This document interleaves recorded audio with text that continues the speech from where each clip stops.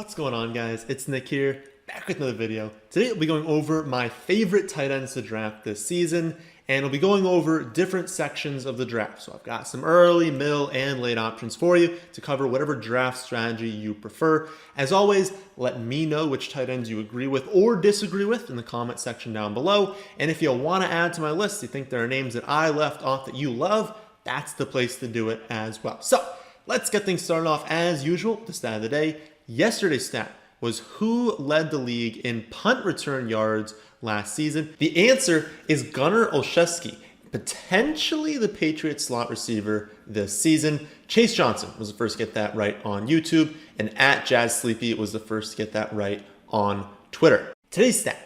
What running back had the most receptions inside the 10-yard line last season? All right, let's talk about some tight ends. And first up, we've got to go over the top three, which is obviously Kelce, Kittle, and Waller.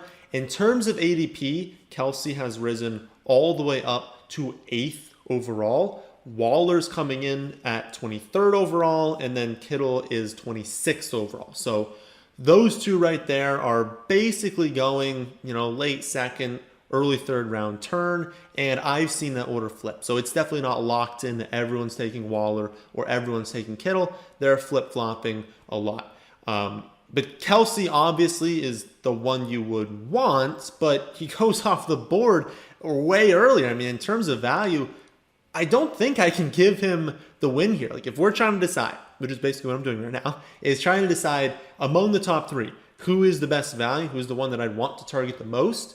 It used to be Kelce when he was coming off the board as like a late, I guess he was never a late second round pick, but like a mid second round pick to an early second round pick. I love that because you could pair him with a first round pick. That was incredible value. You were getting him at like the end of the elite running backs. Some elite wide receivers were off the board, but at 8th overall, that is very, very aggressive. There's a very high opportunity cost there. Obviously, he's such a difference maker that it's still a perfectly fine pick. I think I have him ranked, I'm not sure it's 8th, but it's probably around that like 8, 9, 10 range. So I think that's a good pick. But in terms of the best value, I do think it's very, very close. And as I said, what would that be? I think yesterday's video, I'm doing the breakdown. So, we do the Thursday breakdown videos. I'm doing Kittle versus Waller, maybe not next week, but probably the week after that, as far as like a full in-depth breakdown on who you should draft between those two. But as of right now, before doing that breakdown, I prefer Darren Waller. Kittle is just an absolute freak, and I would love to get him on my team. But if I'm choosing between these two, the 49ers are going to be a lower volume passing offense. That's pretty much confirmed. They are going to have a rookie quarterback. Maybe he doesn't start the season, but I think he's going to play a lot of games this season. So you've got a rookie in there. The 49ers definitely have a much better wide receiver core. Brandon Ayuk and Deebo Samuel are really, really good. And so they're going to take target share away from Kittle. If you look at Waller, on the other hand, he is the clear lead guy in terms of targets in this Raiders offense. He had 145 targets last season, which tied Kelce for 6th among all players, not just tight ends, all players. And he turned those targets into 107 receptions for just under 1,200 yards and 9 touchdowns. That is dominant. And if we look at the Raiders offense, he's just so clearly the top guy. Aguilar's gone. He was second in targets last season with 82, so that's off the board. That was 63 behind Waller, but he's gone.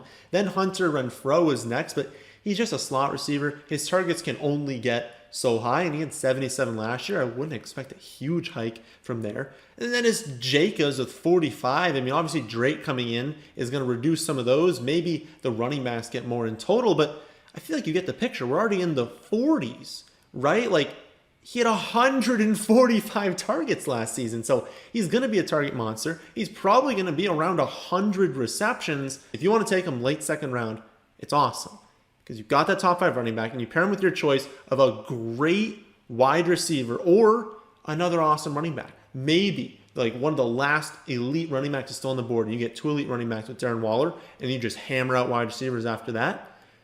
Or maybe there's a stud wide receiver on the board and you've started off with potentially The best tight end, I mean, I'm saying potentially because there's like 4 or 5 tight ends that can realistically finish first. So one of the best tight ends, but definitely a top 3 tight end, a top 5 running back, and elite wide receiver.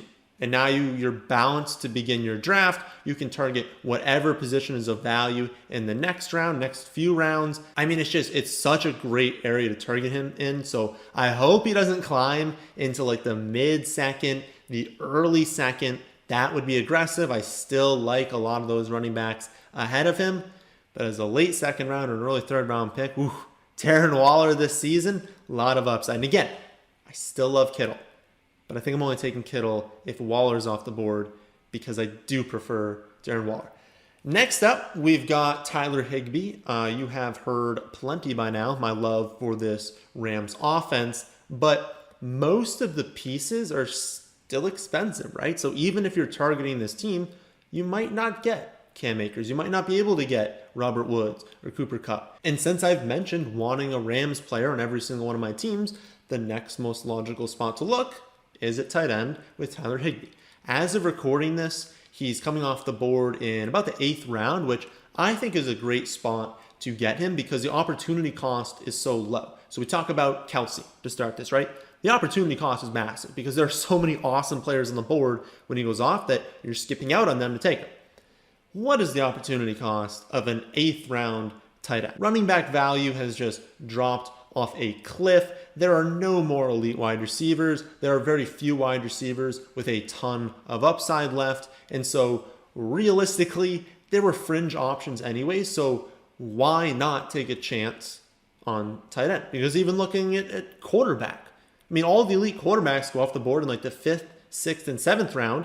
Once you enter the 8th round, you're kind of looking more into the 10th or the 12th round at some quarterbacks. It's kind of like a dead zone at quarterback as well. And so when you enter these ranges where you're like, don't want running back, the wide receivers are like, okay, but nothing's really separating them from guys 2-3 rounds later. Same thing for quarterback. Why not take a tight end? So you hear me talk all the time about wanting those 3 guys and then waiting, but it's waiting for a value. Wait for someone to be, a half a round back from where their ADP is and take them. Or wait for a range that you hate everything else. Why not take tight end? So taking Higbee, it really doesn't hurt you very much. And it does come with a lot of upside. Like he was fine last season. Final stat line was like 44 receptions, a little over 500 yards and 5 touchdowns through 15 weeks. So that's going to be around tight end 20, 21 in points per game. But his issues there were twofold. I mean, one, Goff is bad, as you've heard me say a number of times. And so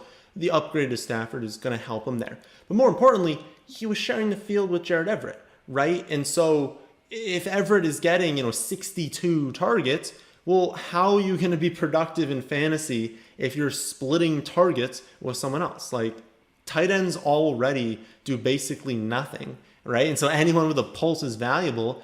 So splitting the field, it really, really hurts your value. This season, Everett is on Seattle, and so his only real competition at tight end is Jacob Harris. Harris is an athletic freak. He is fantastic in the receiving game. So if he starts to get hype this summer, then I will be reevaluating the Tyler Higbee take.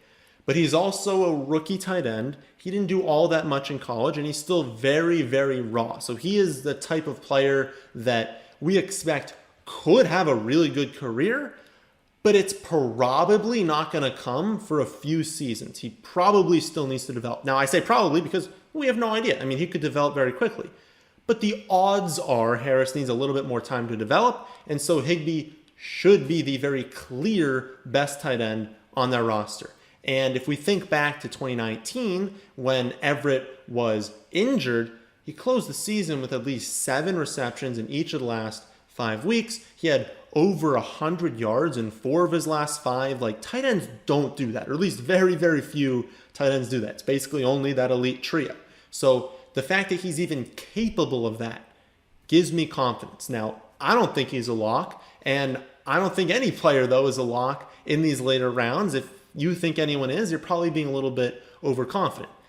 But Higbee is one of the few tight ends that actually has a ceiling, so I'm willing to spend an 8th round pick for that chance at a ceiling. Another tight end I like in a very close range is Dallas Goedert. Now, Goedert will be entering his 4th season at age 26, and he might finally have the role to himself this season. He'll need Ertz to be traded away, but that seems very likely to happen at this point. Just know that if you're watching this, a few weeks after it was uploaded, and Ertz is staying on the Eagles, then Dallas is like a fine pick, but the upside would definitely not be as high. He should be going later in drafts than he is right now if that's the case. But it does seem like Ertz is going to be traded away, and so I'm very interested in Goedert. Last season, he was only healthy enough to play in 10 games if you exclude his 6 snaps before getting hurt in week 3. But during those weeks, he saw 6.4 targets per game. That's solid. He had tight end 1 production in 4 to 10 weeks, so not amazing, but not bad either.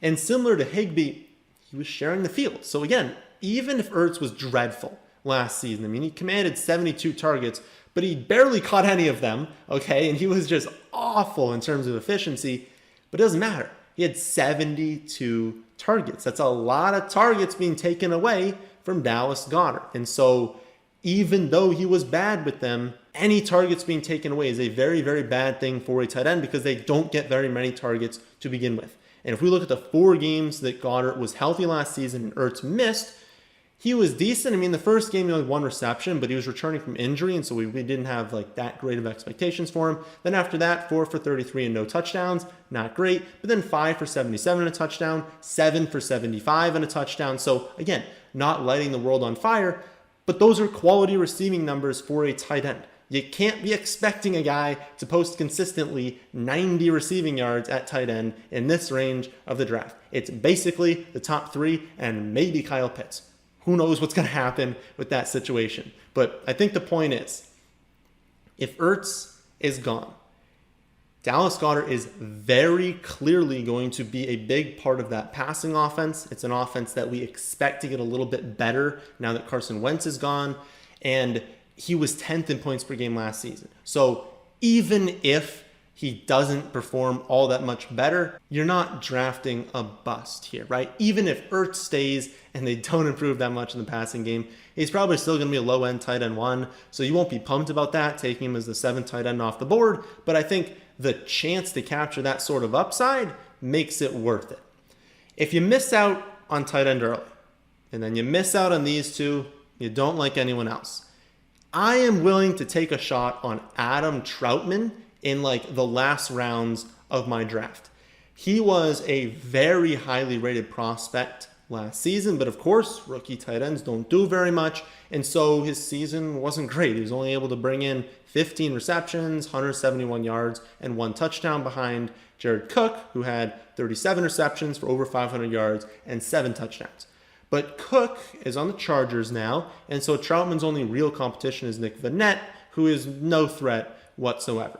Trautman is going to be the guy, and he was becoming more involved on the stretch last season. The receiving numbers were not there, but the snaps were increasing, and he only played 8 fewer snaps than Jared Cook in the playoffs. It was just that Cook was good in the receiving game, and Cook was a more established tight end. Trautman was still learning, and so they leaned on Cook more in the receiving game, even if the snaps were very close.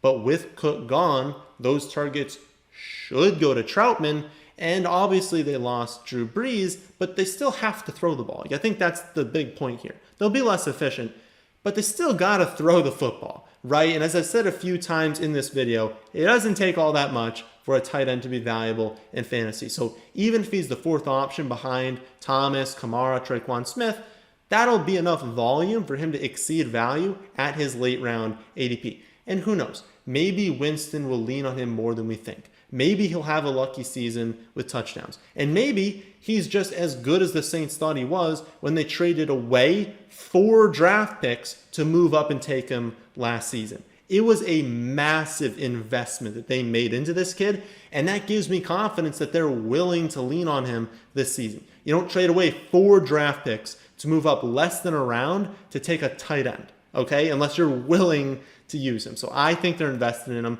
and I think he's a talented tight end.